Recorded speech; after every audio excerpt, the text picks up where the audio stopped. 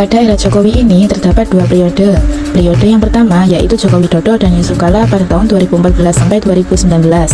Periode yang kedua yaitu Joko Widodo dengan Ma'ruf Amin pada tahun 2019 sampai 2024. Untuk pembahasan kali ini kita masuk ke periode pertama terlebih dahulu.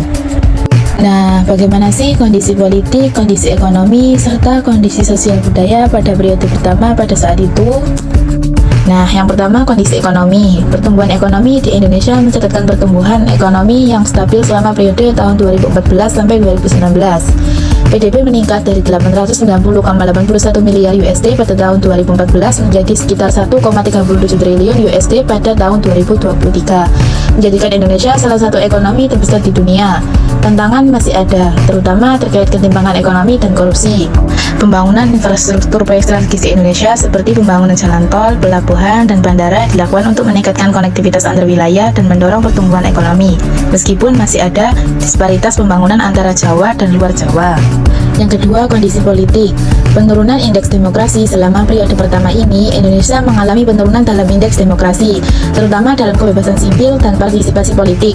Laporan Economist Intelligence Unit menunjukkan bahwa kontrol terhadap media dan pengendalian oposisi meningkat. AS mengancam ruang demokrasi. Kritik terhadap penegakan HAM. Pemerintahan Jokowi mendapatkan kritik dari organisasi internasional seperti Amnesty International dan Human Rights Watch terkait penegakan HAM yang dianggap belum memadai.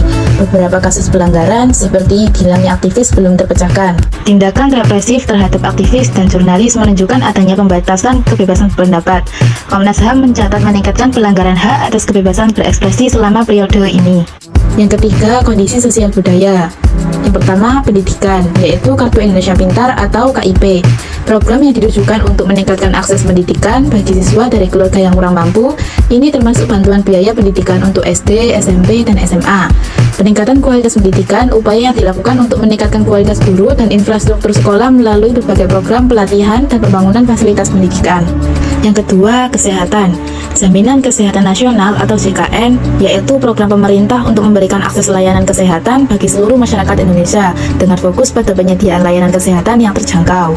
Ketiga, kesetaraan gender. Inisiatif pemberdayaan perempuan, yaitu berbagai program untuk meningkatkan partisipasi perempuan dalam bidang pendidikan dan ekonomi, meskipun tantangan dalam implementasi masih ada. Yang keempat, pelestarian budaya.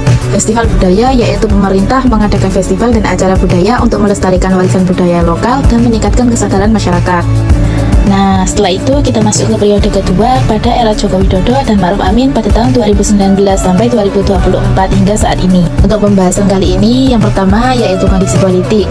Pada periode ini, stabilitas politik tetap terjaga dengan dukungan TNI dan Polri, khususnya menjelang pemilu pada tahun 2024. Partisipasi masyarakat dalam demokrasi dan penanganan krisis seperti pandemi juga didorong. Namun, tantangan terhadap kebebasan sipil dan perlindungan aktivis masih terjadi. Dalam hal hak asasi manusia atau HAM, pemerintah meluncurkan RAN-HAM pada tahun 2021 dan program non-yudisial pada tahun 2023 untuk menangani pelanggaran HAM berat.